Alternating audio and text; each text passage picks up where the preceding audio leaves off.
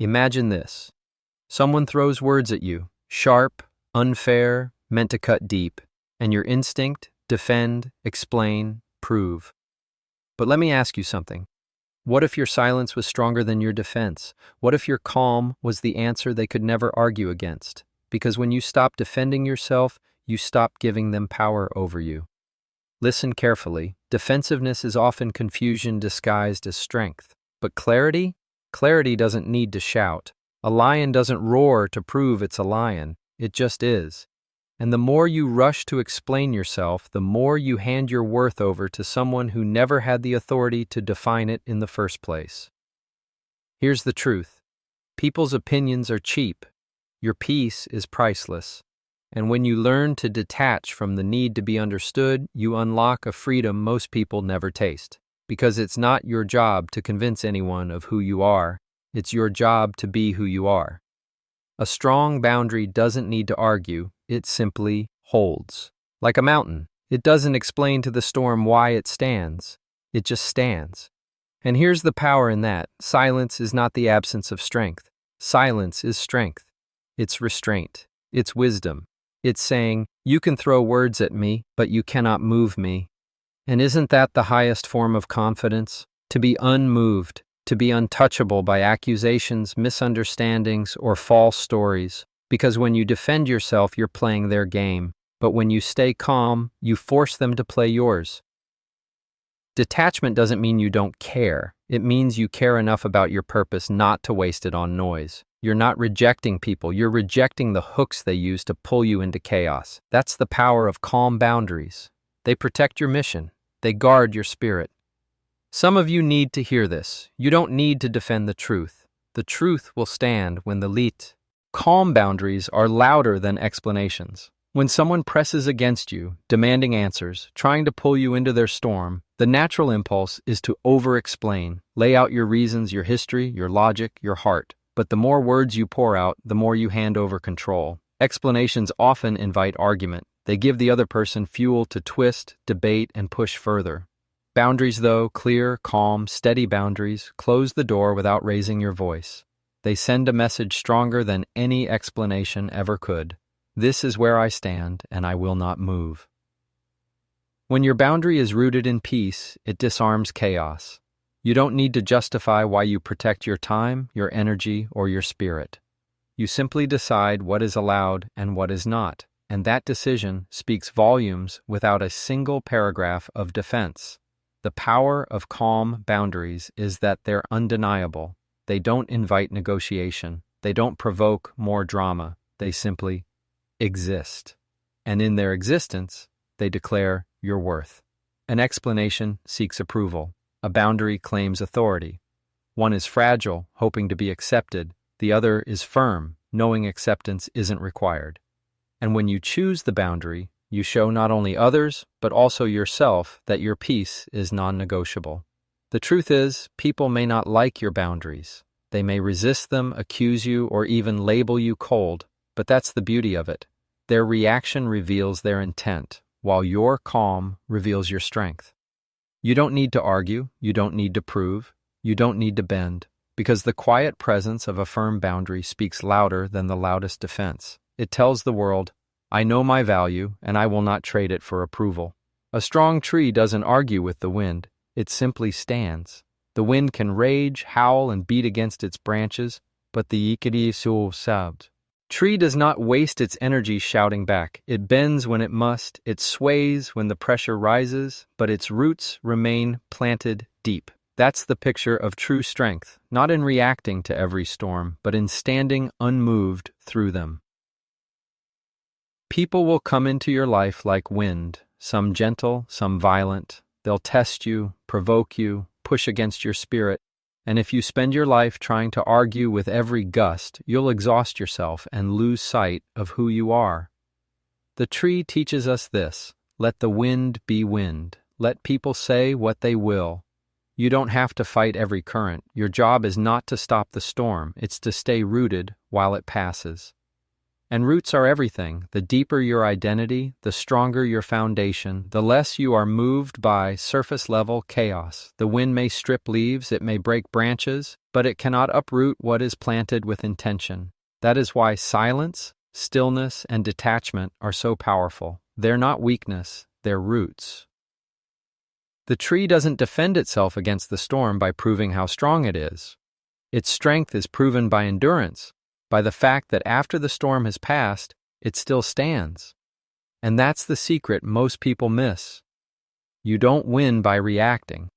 You win by outlasting. You don't prove your strength in the argument, you prove it in your survival. People's accusations are not your identity. Your response shapes your integrity.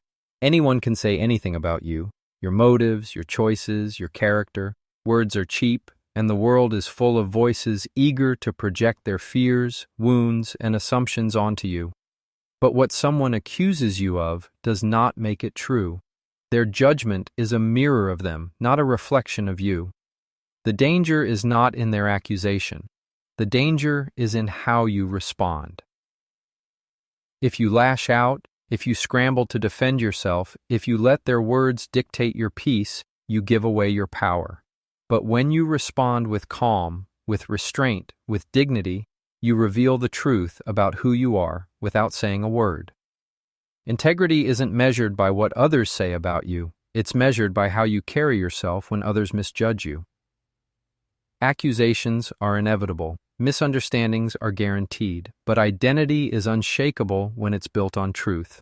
That's why your job is not to correct every false story. It's to remain consistent in character. Time will always prove what words cannot. Lies collapse under their own weight, but integrity grows stronger with every test. Think of it like a courtroom. The accuser shouts, the crowd murmurs, but the judge doesn't argue. The judge listens, waits, and rules from authority. You are that judge in your own life. You don't have to match the volume of your critics. You don't have to beg for their approval. Your authority is shown in your composure. Detachment is not weakness, it is mastery over ego. Most people confuse detachment with indifference, as if stepping back means you don't care. But detachment isn't about apathy, it's about power.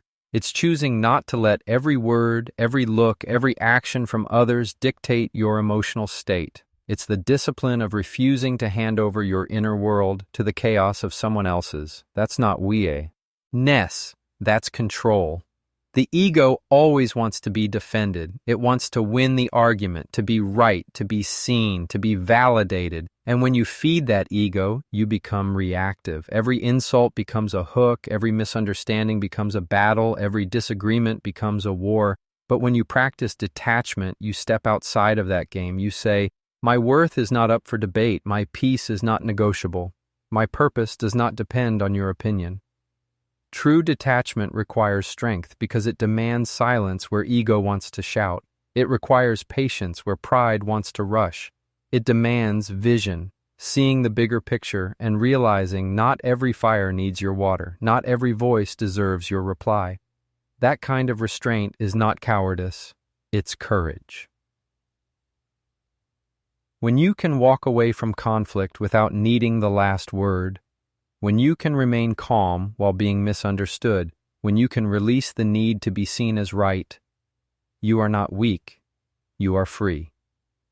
Because freedom is not found in control over others, it's found in control over yourself.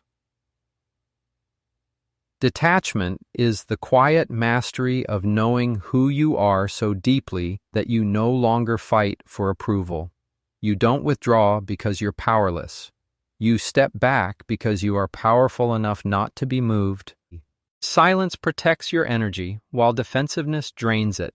Every time you rush to defend yourself, you spend pieces of your strength. You pour out mental energy trying to craft the right words, emotional energy trying to convince someone who may not even want to be convinced, and spiritual energy trying to carry a weight that was never yours to hold. And what do you get in return? More debate, more noise, more exhaustion. Defensiveness is a leak in the soul. It drains you faster than you realize.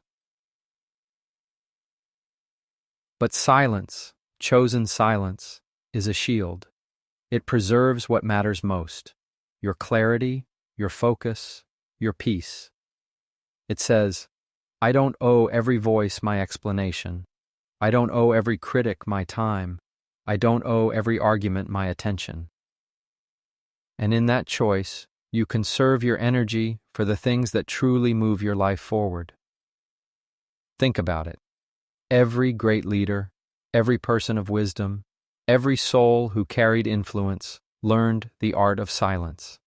They knew that energy is currency, and not every battle is worth the expense. Silence doesn't mean surrender, it means stewardship. It's guarding your inner life from being drained by outer chaos.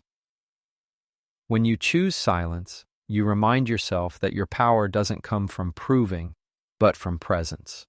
You don't need to be loud to be strong. You don't need to defend to be secure. The calm restraint of silence communicates a confidence that words never could. Confidence is proven, not spoken. Anyone can talk about how strong they are, how secure they feel, how unbothered they claim to be. But true confidence doesn't announce itself. It reveals itself in how you carry yourself when pressure comes. You don't need to declare it. People can sense it. It's in your posture when someone challenges you. It's in your calm when chaos rises. It's in your refusal to be dragged into battles that don't serve your purpose. When confidence is real, it doesn't chase validation. It doesn't try to convince others to see its worth. It simply stands, unshaken, regardless of who applauds and who criticizes. Because confidence rooted in truth knows this: the world doesn't have the authority to give you your value, so it cannot take it away. That's why confident people are not reactive. They don't feel the need to clap back, defend every accusation, or prove themselves right. Their proof is their life. Their evidence is their consistency. There's a saying, empty vessels make the most noise. And that's what defensiveness is, noise. But fullness, real security, stays quiet. It knows that actions outlast arguments and results outshine explanations. When you're confident, you don't waste energy proving, you invest energy producing. The strongest room you'll ever walk into is the one where you say the least, because your presence speaks more than your words. That's confidence. And it can't be faked for long because pressure always reveals what's real. So, if you feel the need to keep talking about how unshaken you are, check yourself. You might be trying to convince yourself more than anyone else. Real confidence doesn't speak itself into existence. It lives, it breathes, and it shows itself without a word. Boundaries are not walls. They are doors you control. A wall shuts everything out, even the good. It's built from fear, and it isolates. But a door has purpose. It protects, yes, but it also allows what is good, healthy, and aligned to come in. That's the power of true boundaries. They are not about rejecting people, they are about protecting peace. They are not about punishment, they are about clarity. When you live without boundaries, you become accessible to everything. Every demand, every criticism, every expectation, and soon you realize you're drained, resentful, and lost in a life that doesn't feel like your own. But when you establish boundaries calmly and clearly, you remind yourself and others, I decide what enters my space. I decide what energy I allow. I decide who has access to me. That choice is not selfish, it's stewardship. Walls say, no one can come close. Doors say, not everyone can come close. There's a difference. Boundaries filter. They guard your time, your focus, your emotional energy. They teach others how to treat you. But more importantly, they teach you how to honor yourself. And the key is this: boundaries don't need to be explained in paragraphs. They don't require apology or justification. They're communicated through consistency. If someone keeps pushing, your silence, your distance, your unwavering stance will speak louder than any explanation. That's how doors work. They don't debate who enters. They simply open or stay closed. Boundaries, then, are not barriers that trap you. They are gateways that protect your purpose. They ensure that your life is not dictated by noise, but by intention. And once you understand that, you stop building walls out of fear and start building doors out of wisdom. A person at peace cannot be provoked into war. Peace is not passive, it is power under control.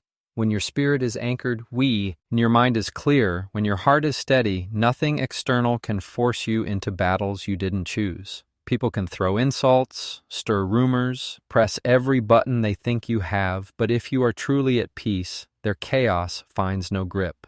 Peace is armor. It covers you in stillness so that provocation bounces off instead of sinking in. Most conflicts are fueled not by truth, but by reaction. Someone strikes, and we strike back. Someone shouts, and we raise our voice. Someone accuses, and we rush to defend. But when peace governs you, the cycle ends. You become untouchable because you no longer take the bait.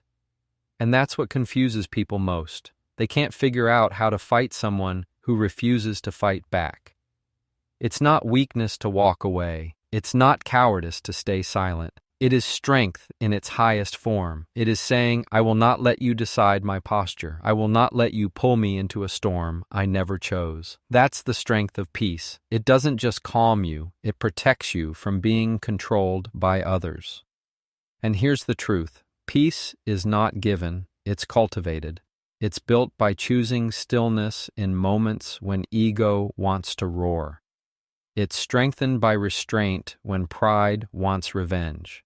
It's proven not when life is calm, but when people test you with chaos. That's when peace shows its power. When you stop defending yourself, you allow truth to defend you. Defensiveness is often a sign that we believe the lie has more power than the truth. We scramble to explain, to correct, to prove, as if the truth is too fragile to stand on its own. But truth doesn't need a lawyer. It needs time. It doesn't need your constant arguments. It needs your consistency. And the longer you live it, the louder it speaks. Think about it. Lies are loud, but short-lived. They stir quickly, spread fast, and burn out. Truth, on the other hand, is quiet but eternal. It endures. It doesn't rush to be seen because it knows it cannot be erased. That's why defending yourself often works against you. It puts you on the same level as the falsehood. It makes you wrestle in the mud with something that was never worth your time. But when you stay calm, when you remain steady, when you keep walking in integrity, you position yourself for truth to do what only truth can do. Outlast the noise. Your silence may feel like surrender in the moment, but it's actually strategy. It's the confidence of knowing, I don't have to fight this battle. Truth will fight it for me. And here's the beauty. Time always exposes what words cannot. Character always reveals itself. Integrity always shines through.